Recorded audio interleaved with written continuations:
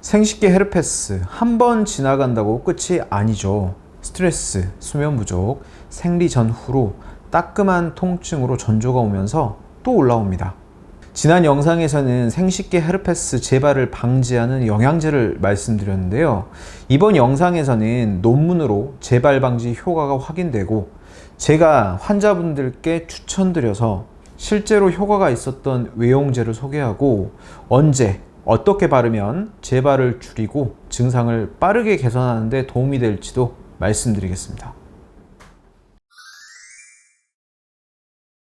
첫 번째 추천드릴 외용제는 황산아연 희석 용액입니다. 액체라서 스프레이 형태로 나와 있는 제품들이 많은데요.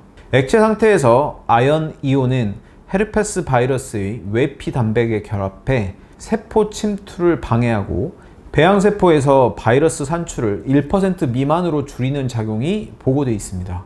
쉽게 말하면 바이러스가 세포에 달라붙고 들어가려는 그 초입을 막아버리는 겁니다. 아시클로브 연고는 증상 지속 시간을 줄여주지만 재발 자체를 뚜렷하게 줄이지는 못합니다. 반면 황산아연 희석 용액은 재발률 자체를 감소시키는 효과가 확인된 바 있죠. 자, 실제 근거가 되는 연구를 볼게요. 1년에 2번 이상 생식기 헤르페스가 재발하는 환자 100명을 대상으로 4그룹으로 나눠서 실험을 진행했는데요. 대조군인 10명은 그냥 증류수만 바르겠습니다. 그리고 실험군을 30명씩 나눠서 황산아연 용액을 1%, 2%, 4% 이렇게 나눠서 첫 번째 도포 이후 첫 한 달간은 5일 간격으로, 둘째 달은 10일 간격으로, 셋째 달은 15일 간격으로 도포를 했고 이후 6개월간 재발률을 추적한 내용입니다. 대조군인 증류수만 바른 그룹은 6개월 내 무려 80%에서 재발을 했습니다. 자, 1%를 바른 그룹은 6개월 내 10명이 재발했는데요. 즉 33.3%의 재발률입니다. 2% 용액을 바른 그룹은 6개월 내 6명이 재발해서 20%의 재발률을 보였고요. 4% 용액을 바른 그룹은 30명 중 딱 1명만 재발해서 3.3%의 재발률을 보였습니다. 4%를 바른 그룹은 대조군에 비해서 재발률이 무려 96% 감소한 셈이죠. 황산아연 희석액을 바른 실험군은 모두 재발 감소 효과가 있었지만 고농도인 4%에서 효과가 가장 좋았다는 내용입니다. 그리고 실험 기간에 약간의 따가움이나 가려움 혹은 발진이 있었던 사람도 있었지만 실험을 중단할 만큼의 부작용은 관찰되지 않았습니다. 이 연구 외에도 황산아연 희석 용액 도포가 생식기 헤르페스의 재발률을 감소시켰다는 유사한 연구 데이터들이 있죠. 우리나라에서 구입할 수 있는 황산아연 수용액 스프레이가 있는데요. 아쿠아 징크라는 이름으로 온라인으로 판매되는 스프레이형 제품이 있어요. 다만 의약품이 아니라 화장품으로 판매되다 보니 자극성을 최대한 낮추기 위해 황산아연 농도를 0.5%로 낮춘 상태라서 연구에 나오는 정도로 강력한 재발 방지 효과를 보긴 어려울 듯 합니다. 황산아연 외에도 몇 가지 생약 성분이 추가되긴 했지만 사실 핵심 원료는 황산아연이거든요. 그래도 꾸준히 사용하시는 분들은 어느 정도 재발 감소 효과가 있다는 것을 자주 경험했습니다. 사용하는 방법을 말씀드릴게요. 자주 재발하는 분들은 외음부 피부에 하루 1번이나 2번 정도 스프레이 하세요. 최소 3개월 이상 꾸준히 쓰시는 것이 좋습니다.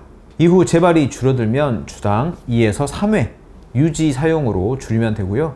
사용 초기에 따가움, 가려움, 홍방 같은 가벼운 자극이 있을 수 있습니다. 심하면 사용을 줄이거나 중단하시고요. 점막, 즉 질내나 요도에는 직접 분사하지 마시고 외음부 피부 위주로 사용하세요. 임신 중 사용 안정성에 대한 연구는 없으므로 임신 중에는 사용하지 않는 것이 좋겠습니다. 두 번째로 추천드릴 외용제는 프로폴리스 연고입니다. 조금 전 추천드린 황산아연 스프레이 용액이 재발률 감소 효과, 즉 예방 효과가 좋은 반면에 프로폴리스 연고는 수포가 올라오기 전 전조 증상이 있거나 혹은 이미 수포가 생긴 후에 증상을 빠르게 가라앉히는 데 도움됩니다. 프로폴리스는 벌이 만든 항균 물질로 알려져 있죠. 그냥 건강식품 정도로 알고 계신 분들이 많은데요. 프로폴리스에 들어있는 플라보노이드 성분들이 바이러스 억제, 염증 완화, 손상된 조직의 회복을 도와주는 작용을 합니다. 제가 이 연고를 환자분들에게 권해보면 증상이 올라왔을 때 빠르게 가라앉히는데 확실히 도움이 되었다는 피드백을 자주 받았습니다. 실제로도 의미 있는 연구 결과가 있는데요. 재발성 생식기 헤르페스를 가진 90명을 대상으로 이 프로폴리스 연고, 아시클로버 연고, 그리고 위약을 각각 비교한 임상시험이 있었는데요. 10일째 증상의 완치율을 보면 프로폴리스 연고는 80%, 아시클로버 연고는 46.7%, 위약 대조군은 40% 수준이었습니다. 즉, 프로폴리스 연고가 치유 속도나 증상 완화 면에서 아시클로버를 바르는 것보다 더 우수했다는 것이죠. 특히 헤르페스 재발 전의 전조 증상이 있을 때나 따가움, 물집이 생기는 초반 시점에 사용하면 더 효과적이었습니다. 그럼 어떻게 바르면 좋을까요? 전조 증상이 느껴질 때부터 하루 3번에서 4번 정도 얇게 발라주시면 됩니다. 꿀이나 벌 관련 알러지가 있는 분들은 사용을 피하셔야 하고요. 처음 쓰실 때는 이 팔 안쪽에 소량을 발라서 이 패치 테스트 먼저 해보세요. 시중에 판매되는 제품 중에서도 프로폴리스 원산지와 함량이 명확하게 표시된 것, 즉 의약 외품급 수준의 표준화된 제품을 고르시는 걸 추천드립니다. 추천드릴 제품은 아마존에서 구입이 가능한 콜드소어 FX와 에이보겔 프로폴리스입니다. 원래는 입술 포진에 바르는 제품이지만 외음부 피부에도 적용이 가능합니다. 두 제품 모두 프로폴리스 함량이 명확하고 바이러스성 포진 치료용으로 오랫동안 쓰여왔습니다. 아쉽게도 국산 제품들은 프로폴리스 함량이 명확히 기재되지 않은 단순 피부 보습용이지 헤르페스 개선용으로 보긴 어렵습니다. 정리하면 재발 간격을 늘리는 역할은 황산화염 스프레이, 올라올 때 빠르게 가라앉히는 역할은 프로폴리스 연고가 담당합니다. 이 두 가지를 역할 분담해서 쓰시면 예방과 증상 완화, 이 두 마리 토끼를 동시에 잡을 수 있어요. 여기에 수면, 스트레스 관리, 생리 전후 컨디션 조절을 꼭 같이 하시기 바랍니다. 면역이 흔들리는 순간에 재발이 이어지거든요. 저는 20년 넘게 여성질환을 진료 중인 김우성 한의사입니다. 네, 끝까지 시청해 주셔서 감사합니다.